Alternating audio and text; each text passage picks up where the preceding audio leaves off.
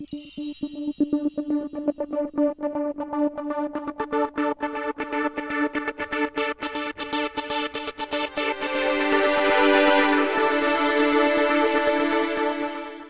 aim of Project Aspire is for recent college graduates and mid-career professionals to enter the field of special education.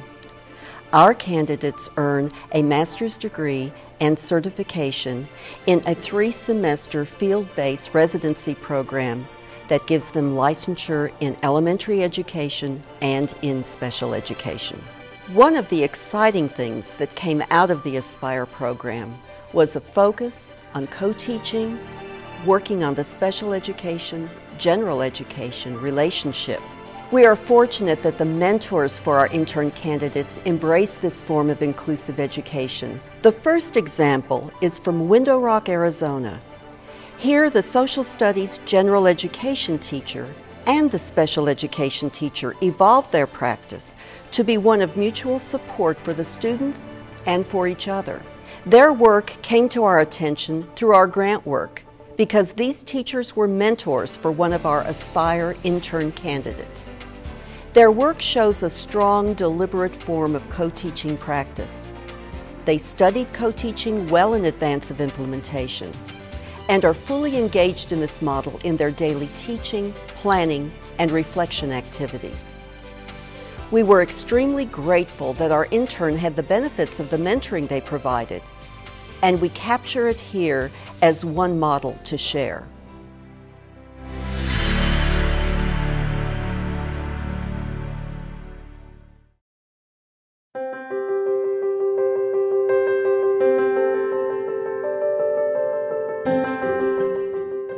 Ms. James is going to focus more on the vocabulary and concepts, and Mr. Lawrence is going to be the one pushing your thinking levels higher and higher. We're creating a graphic organizer, something to help you look at the information differently for your vocabulary words. My name is Leandria James, and I work in the Window Rock Unified School District at Fulton Middle School.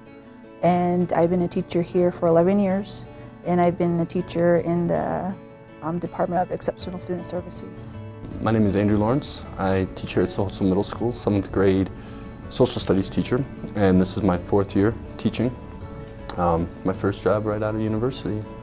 In the fall of 2010, we had a training out in Kenta, Arizona. That's where the beginning started, the inception of this whole idea of co-teaching. The thing that struck me is to implement it correctly, the amount of work it would take.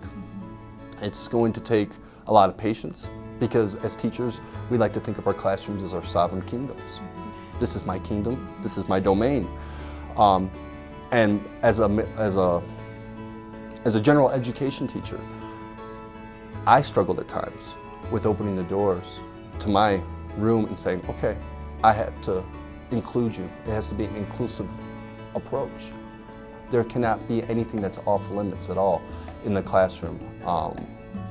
The planning to implement a lesson.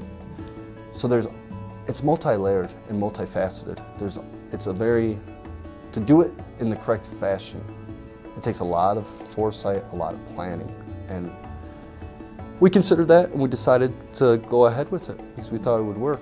Last year was our first year of implementation with co-teaching.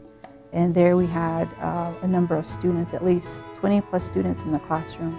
And out of the 20, there was about 7 students that we had IEPs and who had the benefits of having 2 teachers in the classroom. Yes, we had our struggles, we've had our challenges, we've had many things that crossed our path, and how we handled it made us better teachers and made us better communicators with each other. Sometimes the co-teaching hour is cognitively ahead of the other hours because they've had the attention. They know the curriculum, they know the content, they understand it to a greater extent because of the strategies implemented. I had to completely change my paradigm, shift it to the point where I have to go and think, I have this wonderful resource in my room for 1 hour a day. Someone that you respect and someone that takes the job as seriously. Am I utilizing it to the full extent? Am I doing everything in my power to communicate with her where we're going? Ms. James is not a social studies teacher. So I have to communicate with her the standards. We have to make sure that we understand our learning goals. She has to communicate with me the different needs of the students, how to better assess them, how to modify lessons. So yeah, it's completely different.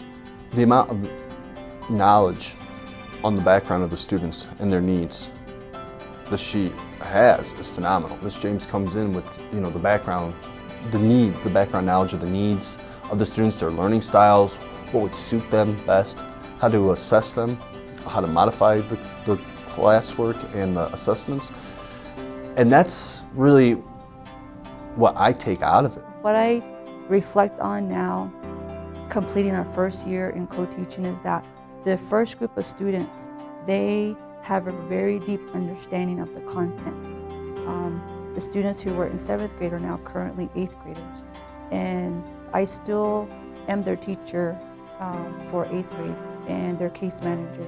And I can still see them remembering facts from the Civil War or from World War II or the geography of the world.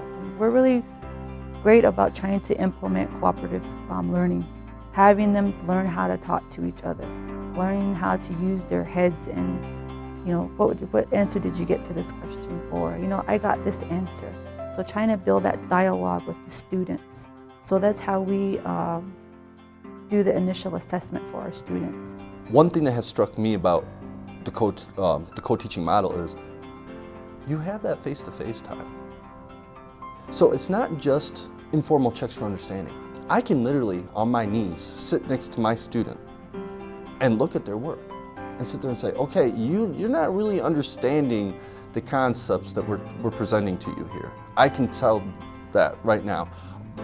I can have the conversation with the student. Between the pre-tests, the weekly quizzes, the nightly assignments, our parallel teaching strategies, you know, the feedback we get from our students, informal checks for understanding, it's almost as though we have a microscope on our students and we can see the growth as it works. We are teaching across the curriculum.